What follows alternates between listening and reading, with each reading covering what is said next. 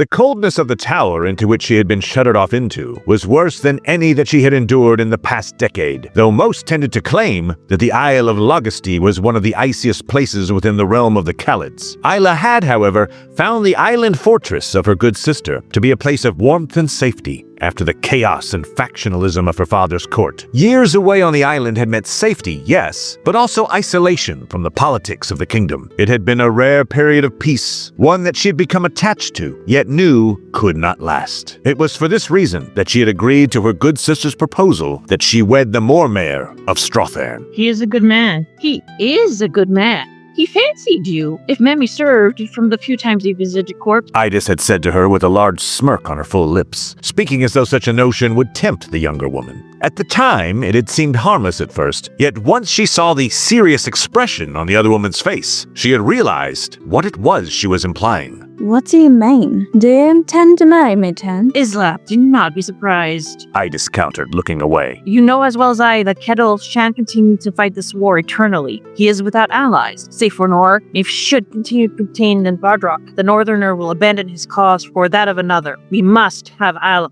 What do you mean? Do you intend to marry me, Jan? Isla had complained, feeling rather put off by this particular detail. Yet, immensely respected throughout the realm. Idis had added impatiently. And it would push him to our cause. It is either yourself or Evelyn who must wed him. So which will it be, sister? That had decided the matter. At first, the match had not appealed to Isla, who felt as though she were being carted off like chattel. But shortly after speaking of the proposal to her, Idis had entered into negotiations with the Mormaer, who had begun to send frequent letters. It was these letters that were to reveal to the stunned princess that the man was indeed quite smitten with her. This had, as the weeks progressed, and Idis began to tease her more and more. At the same time, unused to such shows of affection, she'd begun to, despite herself, look forward to the marriage. Hope had begun to blossom against all odds within her bosom. With this hope, one that she had sought to nourish and felt grateful that her other good sister Idis encouraged, though the teasing did continue. Bah! Why should any woman desire a poet for her husband? All know that a man's only worth ought to be found on the battlefield. I only worry about those here, such as yourself, moi. Isla said to them, entirely serious. I would not have the poor lass believe herself abandoned. This conversation took place a fortnight before her departure for the mainland. It was this admission that had put pave to the unending wave of teasing jests on the part of Idis, so that she attempted to soothe her afterward. Between the two other women, she soon had her affairs in order, and her handmaidens selected from amongst those women who inhabited the isle and were of as suitable birth as could be hoped for. The isle barely had anything remotely resembling gentry. It was after Alvis's longship, known as the Black Worm, pulled into the harbor that Idis pulled her into an embrace, saying to her, Do not fear to leave, sister. Though you fear for Evelyn and more, they shall, no matter what the circumstance, always enjoy my protection. Moved by her good sister's thoughtfulness and soft-spoken words. In the days that followed, Isla had the misfortune to have to watch as the Black Worm was assailed and sunk by the Long Drake. Not long after the attack, her handmaidens were one and all violated, sold,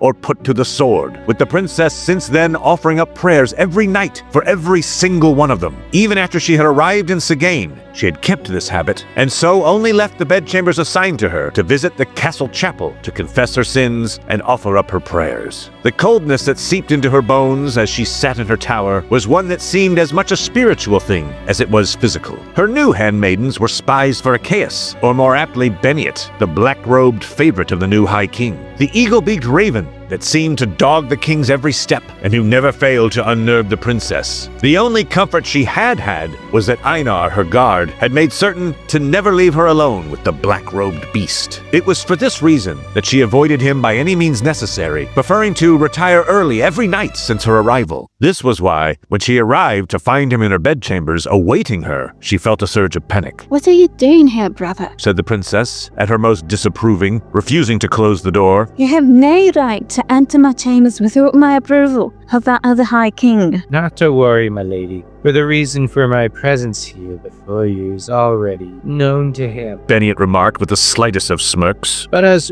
we have only just had Einar distracted, we have but a few hours before his return, and later tonight, I would have you come along quiet. No. As I said, my dear, it matters not what you think or desire. Beniot snapped, losing what little good humor and patience he had left, advancing towards her even as he spoke.